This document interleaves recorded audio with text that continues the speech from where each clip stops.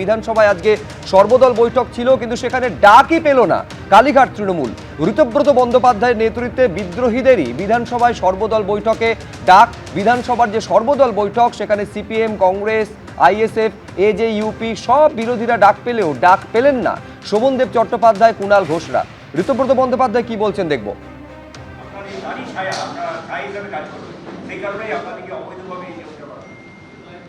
এখন এটা ওনার ব্যক্তিগত মত, ওনার ব্যক্তিগত মত নিয়ে আমার কিছু বলার নেই। নিয়ম নীতি মেনে আমরা আমাদের যারা সমর্থন জানিয়েছিলেন তারা ফিজিক্যালি হাজির হয়েছিলেন প্রায় 98%। তারপরেও অনেকে সমর্থন জানিয়েছেন তারা ব্যক্তিগতভাবে এসে তারা চিঠি আলাদা করে জমা দিয়েছেন ফিজিক্যালি দেখা করে। এরপরেও যারা চিঠি দেবেন তারা ফিজিক্যালি দেখা করে আসবেন। আর আমি তো একটা কথা আগেও বলেছি, যদি প্রয়োজন হয়, আমার তো মনে হয় দুধ কা দুধ পানি কা পানি হয়ে যাবে, ফ্লোরে টেস্ট হয়ে যাক। ফ্লোর টেস্ট করলেই তো আর বাইরে বাইট দেওয়ার এত মানে বিষয় থাকে না আর কি। ফ্লোরে টেস্ট হয়ে যাক, ফ্লোরে টেস্ট হয়ে গেলেই গোটাটা হয়ে যাবে যে কে কোন দিকে আছেন, কোন দিকে কতজন আছেন, কোথায় ডবল ডিজিট আছে কি ডবল ডিজিটেরও কম আছে, এগুলো তো ফ্লোর টেস্ট হলেই দেখতে পাওয়া যাবে। আমরা তৃণমূল কংগ্রেসের পরিষদীয় দল, বহুবার বলেছি। আপনার যদি মানে স্মৃতি ভ্রংশ হয়ে থাকে তাহলে আবারও আমি বলছি যে আমরা তৃণমূল কংগ্রেসের পরিষদীয় দল।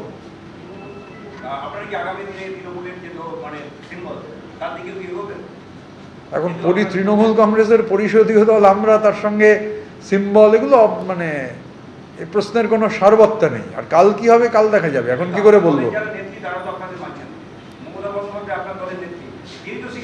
মমতা বন্দ্যোপাধ্যায়কে আমরা আমাদের প্রধান পরামর্শদাতা হিসেবে পথ দেখাবার জন্যে আগেও বলেছি, এখনো বলছি। এখানে 2/3 বেশি বিধায়ক এবং প্রতিদিন সংখ্যাটা বাড়ছে। যারা প্রথম দিন সশরীরে গেছিলেন তারপরেও একাধিক বিধায়ক ব্যক্তিগতভাবে স্পিকার, মাননীয় স্পিকারের কাছে গিয়ে তারা তাদের সমর্থনের চিঠি দিয়েছেন। এরপরেও বাকি যারা আছেন তারাও তেমনি ফিজিক্যালি যাবেন। ঋতব্রত বন্দ্যোপাধ্যায় বিধানসভার বিরোধী দলনেতা ডাক পেয়েছিলেন এবং একটা চ্যালেঞ্জ কার্যত ছুড়ে দিলেন যে কে কার সঙ্গে আছে তার জন্য ফ্লোর টেস্ট হয়ে যাক। কিন্তু আজকে যে সর্বদল বৈঠক ছিল তা নিয়ে কি বলছেন রাজ্যের পরিষদীয় মন্ত্রী, দেখুন একবার। বিরোধী দল হিসেবে এখানে সবাই উপস্থিত ছিল যারা রয়েছেন। এর নোটিফিকেশন প্রিন্সিপাল সেক্রেটারির ঘর থেকে হয়। ফলে আমরা যা দেখলাম সেটা হচ্ছে যে এই মুহূর্তে দাঁড়িয়ে বিরোধী দলের যে বিভিন্ন বিষয়গুলো আছে সেখানে ব্লক ইত্যাদি কথা এসছে। যা হয়েছে নোটিফিকেশন, সেই নোটিফিকেশন মাননীয় বিধানসভার সচিবের পক্ষ থেকেই করা হয়েছে, আমার পক্ষ থেকে না। লিডার অফ অপোজিশন এন্টাইটেলড হয়েছেন, সেই হিসাবেই তাকে আমি উল্লেখ করলাম। নাম সংক্রান্ত বিষয় ইত্যাদি নোটিফিকেশন এবং ঋতব্রত বাবুর কাছ থেকে আপনারা বাদবাকিটা শুনে।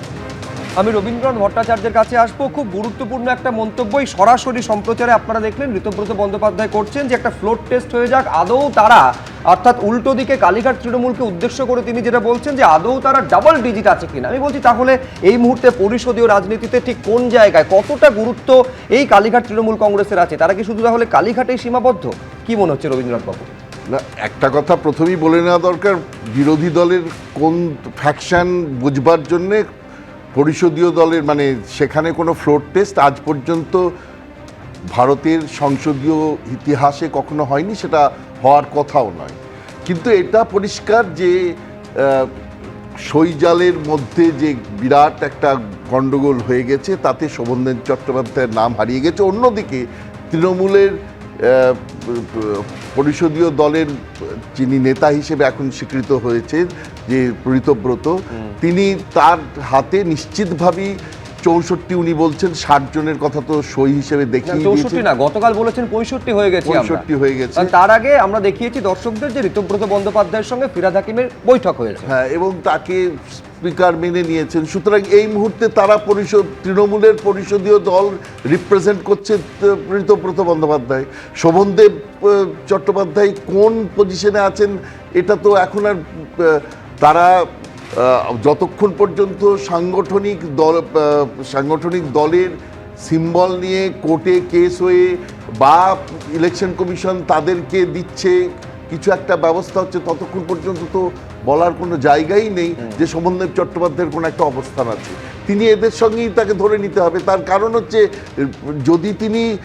যদি স্পিকার এদেরকেই তৃণমূলের পরিষদীয় দল বলে স্বীকার করে নেয়, মানে ঋতব্রত ফ্যাকশনকে যদি স্বীকার করে নেয়, তাহলে শোভনদেব চট্টোপাধ্যায়ের আলাদা করে ব্যক্তিগত কোনো অবস্থান থাকতে পারে না। তাহলে তিনি তাদের মধ্যেই আছেন, এদের মধ্যেই আছেন, ধরে নিতে হবে। এবং এটা যে যথাযথ সেটা পরিষ্কার। তার কারণ হচ্ছে যে 2/3 মেজরিটি নিয়ে এবং তাদেরকে স্পিকারের রেকগনিশন নিয়ে তারা এসছে এবং একেবারে বিরোধী দলনেতা সম্মতি পর্যন্ত জানিয়েছেন। কিন্তু আমি এইখানে দর্শকদের দেখাতে চাইবো, দেখুন কালীঘাট তৃণমূলের সঙ্গে যতজন তৃণমূল বিধায়ক এই মুহূর্তে সংখ্যাটা 15, তার অন্যতম হচ্ছেন কুণাল ঘোষ। আজকের এই সর্বদল বৈঠকে কালীঘাট তৃণমূলের ডাক না পাওয়া নিয়ে তিনি কি বলছেন একবার শুনুন। শোভনদেব চট্টোপাধ্যায় জানার কথা, আমি যতদূর জানি আবার তিনি জানেন না। কারণ এখানে স্পিকার সাহেব সম্পূর্ণ রীতি বহির্ভূতভাবে, অনৈতিকভাবে তিনি তাঁর এক শ্যাডো এমএলএকে তিনি অপোজিশন লিডারের পদে বসিয়েছেন। ফলে ওপাশেও শাসক দল আর এপাশেও স্পিকার সাহেবের পছন্দ করে দেওয়া লোক। ফলে উনি যাতে ওনার কাজকর্ম সামলাতে সুবিধা হয় সেই মতো করে উনি করেছেন। ফলে তারা আর আমাদের খবর দেয়নি। দেখুন, এর থেকে তো একটা বিষয় পরিষ্কার, সর্বদল বৈঠকে কালীঘাট তৃণমূলের ডাক না পাওয়া নিয়ে পরিষদীয় রাজনীতিতে আরো গুরুত্বহীন হয়ে যাচ্ছে কালীঘাট তৃণমূল। স্বপনদা, লাভ হচ্ছে আপনাদের? লাভ আর লোকসান কি? এ তো পরিষদীয় রাজনীতিতে যেটা ঘটার সেটা ঘটছে। প্রথম কথাটা হচ্ছে বিরোধী দলনেতা কে হবে, পরিষদীয় দলনেতা কে হবে, সেটা পরিষদীয় দলনেতা সংখ্যাগরিষ্ঠ বিধায়করা যাকে সমর্থন করবে তিনি হবেন। তো সংখ্যাগরিষ্ঠ বিধায়করা ঋতব্রত বন্দ্যোপাধ্যায়কে তারা ঘোষণা করেছে। মমতা বন্দ্যোপাধ্যায় যত দুর্বল হবে তত তো বিজেপির লাভ। না, মমতা বন্দ্যোপাধ্যায় যত দুর্বল, মমতা বন্দ্যোপাধ্যায়ের তো দল আর থাকলে তো তারপর তো দুর্বল হবেন। দলই নেই তো ওনার দুর্বল হওয়ার কি প্রসঙ্গ আসছে? তৃণমূল দল আর নেই। তৃণমূল দল তো এখন তৃণমূল কংগ্রেস মমতাবাদী হয়ে গেছে। তো তৃণমূল কংগ্রেস মমতাবাদীতে এখন তো যদি ঋতব্রত বন্দ্যোপাধ্যায় গতকাল বলেছেন এখন আমরা 65, বাকি 15 জনের কজন এখন তৃণমূল কংগ্রেস মমতাবাদীতে আছে সেটা তো তৃণমূল কংগ্রেসও জানে না। একটু আগে আপনি দেখছিলেন কুণালবাবু বলছিলেন, কুণালবাবু নিজেও জানেন না তাদের সঙ্গে কজন আছে। তো যার জন্য তো ওনাকে একটা ওই হাওয়া খবর ওনাকে দিতে হলো, কেন ডাকা হয়নি এইসব কথা উনি বলতে গেলেন। প্রথম কথাটা হচ্ছে এটা স্পিকারের কাছে ঋতব্রত বন্দ্যোপাধ্যায় তার সংখ্যা নিয়ে তিনি প্রমাণ করেছেন যে এতজন আমাদের কাছে তৃণমূল কংগ্রেসের 80 জনের মধ্যে অধিকাংশ সংখ্যাগরিষ্ঠ অংশ আমাকে তাদের নেতা মেনেছে। উনি সেটাকে গুণে দেখেছেন, কাউন্ট করেছেন, সই মিলিয়েছেন, দেখেছেন সব ঠিক আছে। কিন্তু শোভনদেব চট্টোপাধ্যায়কে যে চিঠিটা দিয়ে, যে সই স্বাক্ষরগুলো দিয়ে স্পিকারের কাছে পাঠানো হয়েছিল, যাদের নাম দেওয়া হয়েছিল তারাই বলছে আমরা সই করলাম না, আমরা উপস্থিতি ছিলাম না। সই জালিয়াতি, এবং শুধু তাই নয়, যারা সই করেছেন এই অভিযোগ পর্যন্ত এসেছে যে ব্যাকডেটে সই করানো হয়েছে। দেবনারায়ণ সরকার, কত সুখ ছিল হয়ে গেল দুঃখ, কত বান্ধব হয়েছে বিমুখ, রবীন্দ্রনাথের ওই সেই পুরস্কার কবিতা না। কিন্তু কেন হল প্রশ্নটা হচ্ছে, আমার আবার মনে পড়ছে শেক্সপিয়ারের কিং জনে ফিলিপ দি বাস্টার্ড, তিনি পুরনো, তার মানে কিং লন্ডনের যিনি দিয়েছিলেন কিং ছিলেন, কিং রিচার্ড, তার জারজ পুত্র, তিনি সব থেকে বেশি সৎ ছিলেন। একসময় ইংল্যান্ডে প্রচণ্ডভাবে ওই মানে পাপাচার তৈরি হলো। তিনি একসময় বলেছিলেন, gain be my lord for I will worship thee. লাভ চাই, সম্পদ চাই, তুমি আমার প্রভু হও, আমি তোমাকে আরাধনা করব। কারণটা কি? কোন ধরনের সম্পদ? কেউ সম্পদ বাঁচাতে ব্যস্ত সম্পদ, আর কেউ সম্পদ গেইনের জন্য সম্পদ। আমি তো আগেও বলেছি, এখানে যে কাজটা আরম্ভ হয়েছিল এই কসবায় দালান বাহানা হচ্ছিল, এখন স্টপ। না, আমি মূল প্রশ্ন থেকে আপনি সরে যাচ্ছেন। আমি বলছি, আমি স্পষ্ট, যদি বিধানসভার 80 জন তৃণমূল বিধায়কদের মধ্যে সিংহভাগ তারা বৈঠক করে একজনকে বিরোধী দলনেতা, ডেপুটি লিডার, চিফ হুইপ ঠিক করলেন, সেখানে রেকগনিশন দিলেন স্পিকার, আমি বলছি তারপরে কালীঘাট তৃণমূলের আদৌ কি ডাক পাওয়ার কোনো প্রশ্ন ছিল? মূল কাজ হচ্ছে সরকারের চাপ দেওয়া, চাপ দিয়ে এদেরকে প্রলোভন দেওয়া।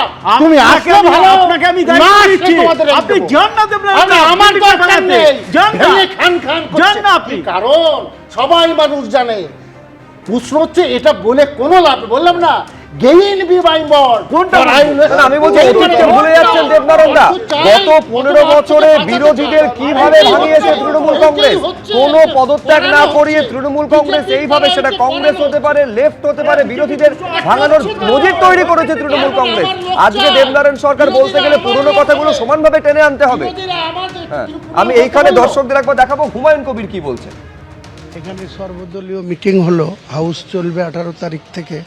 তো সর্বদলীয় মিটিংয়ে 25 জন সদস্য, সরকারি দল, বিরোধী দল সবাইকে নিয়ে মিটিং হলো। বিজনেস অ্যাডভাইজারি কমিটি, সেটাও অনেককেই গুরুত্ব দেওয়া হয়েছে, আমাদেরকেও গুরুত্ব দেওয়া হয়েছে। এটা তো একটা গণতন্ত্রের হওয়া উচিত, কিন্তু যেটা বিগত দিনে সপ্তাদশ বিধানসভায় এর কোনো লক্ষণ ছিল না। আমি বলছি প্রদীপদা, এর আগে সর্বদলীয় বৈঠক হোক বা প্রশাসনিক বৈঠক হোক, কটার ক্ষেত্রে বিরোধীরা গুরুত্ব পেয়েছে? এই পালা বদলের পর যে ছবিগুলো ধারাবাহিকভাবে আমরা দেখছি, বাজেট অধিবেশন শুরু হতে চলেছে 18 তারিখ, তার আগে সর্বদল বৈঠকে সমস্ত বিদ্রোহী ব্লকের বিরোধীদের প্রত্যেককে ডাকা হচ্ছে, যে ছবিটা প্রশাসনিক বৈঠকেও দেখা যাচ্ছে। এটাই তো গণতন্ত্রের স্বাভাবিক ছবি হওয়া উচিত, যেটা গত 15 বছরে কবার দেখা গিয়েছে। সেটা আরও বেশি করে আমরা বুঝতে পারছি, তার কারণ যারা বিরোধী হিসেবে জিতেছেন, কাউন্সিলর হোক বা বিরোধী দল করছেন, তারা যে উপস্থিত হচ্ছেন এই মিটিংগুলোতে, সেটা আরও বেশি করে বৈধতা দিচ্ছে যে মমতা বন্দ্যোপাধ্যায় তিনি বিরোধীদের কোনো পরিসর দেননি। ফলে সেইখানে মমতা বন্দ্যোপাধ্যায়ের নেতৃত্বের এই যে কার্যকারিতা, বিরোধীদের সুযোগ না দেওয়া, সেটা নিয়ে যে দলের মধ্যে অনেকে বিক্ষুব্ধ ছিলেন, সেটা আজকে যখন তারা উপস্থিত হচ্ছেন সরকারের ডাকে বিরোধী হয়েও, সেটা কিন্তু পরিষ্কার বোঝা যাচ্ছে। একটা জিনিস পরিষ্কার করে নেওয়া দরকার, যে ঋতব্রত বন্দ্যোপাধ্যায় বারবার বলছেন যে তিনি তৃণমূল কংগ্রেস দলের পরিষদীয় দলনেতা, এইখানে আবার বলছেন মমতা বন্দ্যোপাধ্যায় পরামর্শদাতা। ফলে মমতা বন্দ্যোপাধ্যায় যেখানে আছেন এবং মমতা বন্দ্যোপাধ্যায় এখনও অভিষেক বন্দ্যোপাধ্যায়ের সঙ্গ ত্যাগ করেননি, তাহলে কেন উনি বারবার মমতা বন্দ্যোপাধ্যায়ের নামটা নিচ্ছেন? একটা, আমি তো মনে করি হুমায়ুন কবির যাকে এক্সপেল করে দেওয়া হয়েছিল, তিনি নতুন দল করেছেন, নতুন দল খুলে নতুনভাবে নিজে রয়েছেন স্বাধীনভাবে। ঋতব্রত বন্দ্যোপাধ্যায়ের কাছে এখন একটা অপশান আছে, যেমন আমরা এনসিপিআই এ দেখলাম যে বিদ্রোহীরা মার্চ করে গেলেন, তারা হয় তৃণমূল কংগ্রেসে বলুক যে মমতা বন্দ্যোপাধ্যায়ের সঙ্গে কোনো যোগাযোগ নেই, কারণ তৃণমূল কংগ্রেস এখন একটা সংস্কৃতির নাম, যে সংস্কৃতি, যে প্রজাতি হচ্ছে দুর্নীতির সাথে যুক্ত। কিন্তু প্রদীপদা, এটা খেয়াল রাখতে হবে, এই পুরোটার সঙ্গে সই জালিয়াতির বিষয়টা জড়িয়ে রয়েছে। এই বলে আপনি জানেন না যে বিরোধী দলনেতা যখন শোভনদেব চট্টোপাধ্যায়কে ঠিক করে অভিষেক বন্দ্যোপাধ্যায় চিঠিতে পাঠালেন, আদপে কতজন সেই বৈঠকে উপস্থিত ছিলেন, কতজন তাদের কনসেন্ট দিয়েছিলেন? সেটাই আমি বলছি, যে সই জালিয়াতির মতো গুরুতর অভিযোগ করছেন এবং সেই বৈঠকে মমতা বন্দ্যোপাধ্যায় উপস্থিত ছিলেন, তাহলে তাকে কি করে এখনো পরামর্শদাতা চাইছেন? আমি বলছি মমতা বন্দ্যোপাধ্যায় যতক্ষণ না অভিষেক বন্দ্যোপাধ্যায়ের সঙ্গ ত্যাগ করছেন, ততক্ষণ ঋতব্রত বন্দ্যোপাধ্যায়দের মমতা বন্দ্যোপাধ্যায়কে এতটা সম্মান জানার কোনো প্রয়োজন নেই। তার কারণ তৃণমূল কংগ্রেস এখন একেবারে একটা ডুবন্ত জাহাজ, উবে যাওয়া একটা দল, এমন একটা সংস্কৃতি, এর নামটা যতক্ষণ থাকবে, ঋতব্রত বন্দ্যোপাধ্যায়রা যদি উন্নয়নের কাজে সামিল হতে চান সরকারের সাথে গঠনমূলক সমালোচনা করে, তাহলে তৃণমূল কংগ্রেসের নাম থেকে তাদের সরে যেতে হবে, কারণ এই নামটা মানেই হচ্ছে একটা স্বৈরচারী ফ্যাসিবাদী একটা নাম, দুর্নীতির সাথে জড়িত একটা নাম। চট্টোপাধ্যায়কে থামাচ্ছি, তার কারণে এই মুহূর্তের একটা বড় খবর, অভিষেক বন্দ্যোপাধ্যায়ের পিএর বিরুদ্ধে এবার লুকআউট সার্কুলার জারি হলো। গ্রেফতারি পরোয়ানা আগেই মেদিনীপুর আদালত জারি করেছিল, আপনারা জানেন। এরপর সুমিত রায়ের বিরুদ্ধে লুকআউট সার্কুলার জারি হলো। জমি জালিয়াতি মামলায় এখনো খোঁজ নেই সুমিত রায়ের। দেশ ছেড়ে পালানো আটকাতে সিআইডির তরফে লুকআউট সার্কুলার জারি করা হয়েছে। বন্দর থেকে শুরু করে এয়ারপোর্ট, সব জায়গায় এই লুকআউট নোটিশ পাঠালো সিআইডি। এর আগে আপনারা জানেন যে অভিষেক বন্দ্যোপাধ্যায়ের বাড়িতে দীর্ঘ তল্লাশির পরেও খোঁজ পাওয়া যায়নি। তারপর মেদিনীপুর আদালতের তরফে গ্রেফতারি পরোয়ানা, অ্যারেস্ট ওয়ারেন্ট, এবার সিআইডি এলওসি অর্থাৎ লুকআউট সার্কুলার জারি করলো। পার্থ প্রতিম ঘোষ আমাদের প্রতিনিধি আরো বিস্তারিত আপডেট দেবেন এই নিয়ে। পার্থ। দেখো, তুমি দেখেছিলে যে গত শনিবার দিন সুমিত রায় অর্থাৎ অভিষেক বন্দ্যোপাধ্যায়ের আত্মসহায়কের খোঁজে একেবারে অভিষেক বন্দ্যোপাধ্যায়ের বাড়িতে তল্লাশি অভিযান হয় এবং তার পরবর্তীকালে সুমিত রায়ের বিরুদ্ধে অ্যারেস্ট ওয়ারেন্ট ইস্যু হয়েছিল। এবারে কিন্তু সুমিত রায়ের বিরুদ্ধে হচ্ছে লুক আউট সার্কুলার জারি হলো, অর্থাৎ যাতে কোনো রকমভাবে সুমিত রায় দেশ ছেড়ে না পালাতে পারে তার জন্য কিন্তু এই লুক আউট সার্কুলার সেটা ইস্যু হলো। এবং পশ্চিমবঙ্গ সিআইডি অর্থাৎ ওয়েস্ট বেঙ্গল সিআইডির উদ্যোগে এই লুক আউট সার্কুলার সেটা জারি করা হয়েছে আজকে কিছুক্ষণ আগে। এবং যে বিষয়টা তারা অনুমান করছিলেন যে সুমিত রায়ের খোঁজে যখন তল্লাশি হচ্ছে, সুমিত রায়ের বিরুদ্ধে যে অভিযোগ এসছে তার পরিপ্রেক্ষিতে সুমিত দেশ ছেড়ে পালিয়ে যেতে পারে। এবং সেক্ষেত্রেই হচ্ছে একেবারে সিআইডির উদ্যোগে অর্থাৎ পশ্চিমবঙ্গ সিআইডির উদ্যোগে কিন্তু এই লুক আউট সার্কুলার সেটা কিন্তু জারি করা হলো সুমিত রায়ের বিরুদ্ধে। এবং অর্থাৎ যে বিমানবন্দর বা সমুদ্র অভিবাসন ইমিগ্রেশন কর্তৃপক্ষ ইতিমধ্যেই কিন্তু এই যে লুক আউট সার্কুলার যেটা সুমিত রায়ের বিরুদ্ধে জারি হয়েছে সেটা কিন্তু পাঠিয়ে দেওয়া হয়েছে যাতে অভিষেক বন্দ্যোপাধ্যায় আত্মসহায়ক দেশ ছেড়ে পালাতে না পারে তার জন্য এই লুক আউট সার্কুলার সেটা ওয়েস্ট বেঙ্গল সিআইডির তরফ থেকে জারি করে এই বিভিন্ন যে জায়গা থেকে পালানোর পথ রয়েছে, দেশ ছাড়ার পথ রয়েছে, সেই জায়গা কিন্তু পাঠিয়ে দেওয়া হয়েছে। মূলত তারা অনুমান করছেন সুমিত রায় দেশ ছেড়ে পালাতে পারেন তার বিরুদ্ধে অ্যারেস্ট ওয়ারেন্ট ইস্যু হওয়ার পর, এবং সেই জায়গা থেকে কিন্তু এই এলওসি জারি হলো সুমিত রায়ের বিরুদ্ধে। একেবারে এই যখন এই খবর আপনাদের দিচ্ছি তখনও পর্যন্ত কিন্তু অভিষেক বন্দ্যোপাধ্যায়ের জিজ্ঞাসাবাদ একেবারে চলছে ভবানী ভবনে। পরপর 3 দিন 3টে সংস্থায় বা সিআইডি এবং কেন্দ্রীয় এজেন্সি 3টি মামলা জিজ্ঞাসাবাদ করছে। তার মধ্যে শীর্ষদুদা অভিষেক বন্দ্যোপাধ্যায়ের আত্মসহায়কের বিরুদ্ধে লুকআউট সার্কুলার জারি হলো। যাকে গ্রেপ্তারের একদম পরোয়ানা হয়ে যায়, সেখানে পরোয়ানাতে তাকে যদি না পাওয়া যায় সেই জায়গাতে লুকআউট নোটিশ হচ্ছে সব জায়গাতে, স্টেশন, বিমানবন্দর, বন্দর, প্রত্যেকটা জায়গাতে নোটিশ পড়বে যে এই ছবি দিয়ে নোটিশ, যে এই ছবির এই মানুষটি যাতে কোনো জায়গায় কোথাও দেখা গেলে সঙ্গে সঙ্গে যাতে খবর আসে, সেটাই হচ্ছে লুকআউট নোটিশ। ওনার বিরুদ্ধে লুকআউট নোটিশ জারি হয়েছে এবং পিএ যা যা কাজ করেছেন আজকে শালবনী থানার জন্য শুধু নয়, সারা রাজ্যের জায়গা থেকে যাতে বাইরে কোথাও না যেতে পারেন, বাংলার বাইরে, সেখানে লুকআউট নোটিশ জারি হয়েছে। আজকে যেখানে পাওয়া যাবে ওনাকে। আর একটু আগে যেটা কথা হচ্ছিল, এবিপি আনন্দ, এগিয়ে থাকে, এগিয়ে রাখে।